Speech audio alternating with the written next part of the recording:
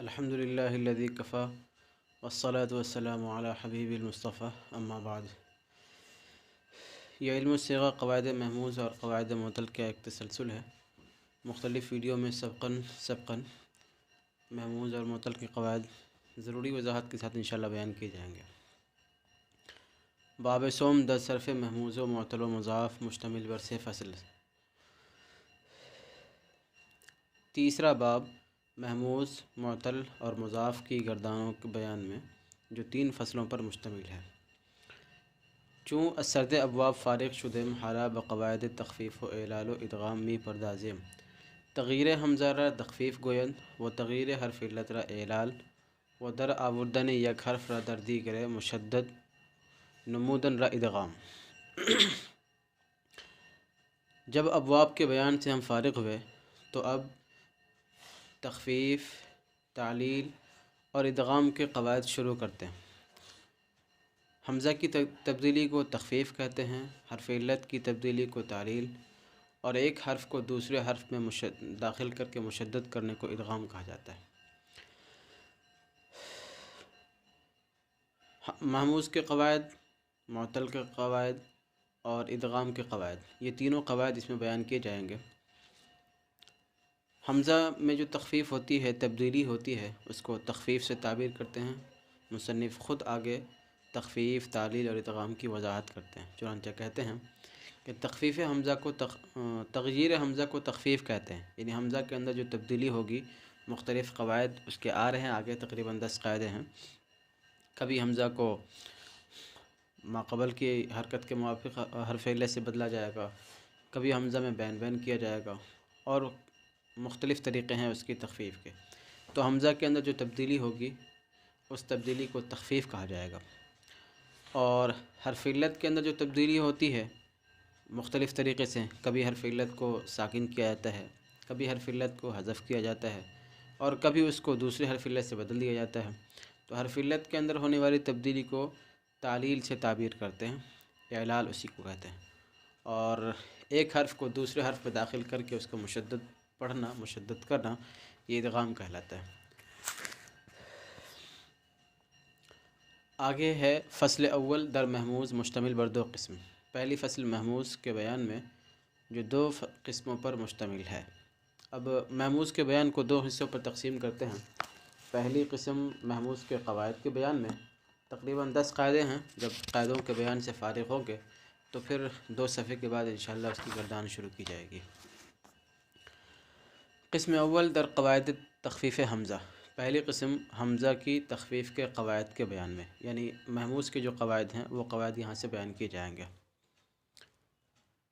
کل 10 قاعدے ہیں۔ قاعدہ نمبر 1، حمزہ منفردہ ساکنہ وفق حرکت ماقبل خود شود جوازن، یعنی بعد فتحہ الف و بعد ضمہ واو و بعد کسرہ یا، چون رأسن و ذئبن و بؤسن۔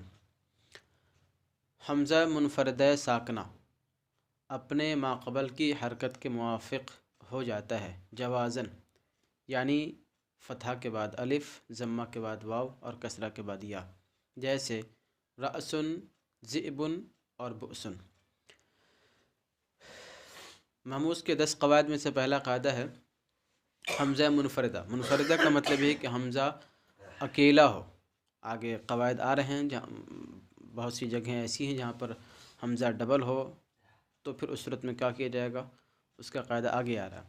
حمزہ منفردہ، یہ قاعدہ نمبر 1، حمزہ منفردہ، اور منفردہ کا مطلب ہے کہ حمزہ اکیلا ہو۔ ساکنہ وہ حمزہ حرکت سے خالی ہو، ساکن ہو۔ تو حمزہ اگر منفردہ ہو، ساکنہ ہو اور اس کا ماقبل متحرک ہو تو اس حمزہ کو ماقبل کی حرکت کے موافق حرف علت سے بدل دیا جائے گا، جوازن، یعنی یہ قاعدہ جوازی ہے۔ ایسا نہیں ہے کہ حمزہ اگر منفرد ہو، ساکن ہو، ماقبل متحرک ہو تو اس حمزہ کو ماقبل کی حرکت کے موافق حرف علت سے بدل کر ہی پڑھنا واجب ہے، ایسا نہیں ہے۔ یہ قاعدہ جوازی ہے، یعنی اس قاعدے کی رعایت کر کے آپ اس حمزہ کو حرف علت سے بدل کر بھی پڑھ سکتے ہیں، اور بغیر بدلے ہوئے حمزہ کے ساتھ بھی پڑھ سکتے ہیں۔ چنانچہ اگر حمزہ ساکن ہے اور ماقبل مفتوح ہے، جیسے رأسن، حمزہ ساکن ہے، ماقبل مفتوح ہے، تو اس حمزہ کو الف سے بدل کر راسن پڑھنا جائز ہے۔ آپ راسن بھی پڑھ سکتے ہیں بغیر قاعدہ جاری کیے ہوئے، اور قاعدہ جاری کر کے راسن بھی پڑھ سکتے ہیں۔ ایسی ہی اس کی مختلف مثالیں قرآن کریم میں تلاش کریں گے تو مل جائے گی۔ جیسے ایک جگہ ہے قرآن کریم میں اتأمرون الناس، تأمرون الناس، اس میں حمزہ ساکن ہے، ما قبل مفتوح ہے، آپ اگر چاہیں تو حمزہ کو الف سے بدل کر تأمرون پڑھ سکتے ہیں۔ ایسی ہی فَإِذَا اسْتَأْذَنُوكَ، اسْتَأْذَنُوكَ حمزہ ساکن ہے، ما قبل مفتوح ہے، آپ اگر چاہیں تو حمزہ کو الف سے بدل کر استأذنوا پڑھ سکتے ہیں۔ ایسی ہی فأذن، فأذن اذن، آپ اگر چاہیں تو حمزہ کو الف سے بدل کر فاذن پڑھ سکتے ہیں۔ ایسی ہی کعصف مأکول، مأکول حمزہ ساکن ہے، ما قبل مفتوح ہے، آپ اگر چاہیں تو اس کو الف سے بدل کر معقول پڑھیں، یہ پڑھنا جائز ہے۔ اسی طریقے سے اگر حمزہ ساکن ہو ما قبل مکسور ہو تو اس حمزہ کو یا سے بدل کر پڑھنا جائز ہے۔ جیسے ذئبن حمزہ ساکن ہے، ما قبل مکسور ہے، آپ اگر چاہیں تو اس حمزہ کو یا سے بدل کر ذیبن پڑھ سکتے ہیں۔ جیسے لمن شئت، شئت حمزہ ساکن ہے، حمزہ کا ما قبل شئت شین مکسور ہے، آپ اگر چاہیں تو حمزہ کو یا سے بدل کر شیتا پڑھ سکتے ہیں۔ جئت الی الدنیا، جئت حمزہ ساکن ہے، ما قبل جیم مکسور ہے، آپ اگر چاہیں تو اس کو یا سے بدل کر جیتو پڑھیں۔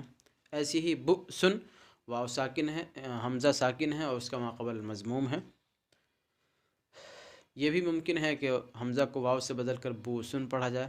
ایسی ہی امر یأمر سے مضارع مجہول کا صیغہ یؤمر، وہاں پر بھی حمزہ ساکن ہے، ما قبل مضموم ہے، اگر چاہیں تو حمزہ کو واو سے بدل کر یومر اور تومر پڑھا جائے۔ تو یہ قاعدہ جوازی ہے۔ جوازی کا مطلب یہ ہے کہ اگر کہیں پر حمزہ ساکنہ منفردہ ملے تو وہاں پر حمزہ کے اندر یہ قاعدہ جاری کر کے اس کو ما قبل کی حرکت کے موافق حرف علت سے بدل کر بھی پڑھ سکتے ہیں، اور اگر چاہیں تو حمزہ کو اپنی حالت پر باقی بھی رکھ سکتے ہیں۔ والسلام علیکم ورحمۃ اللہ۔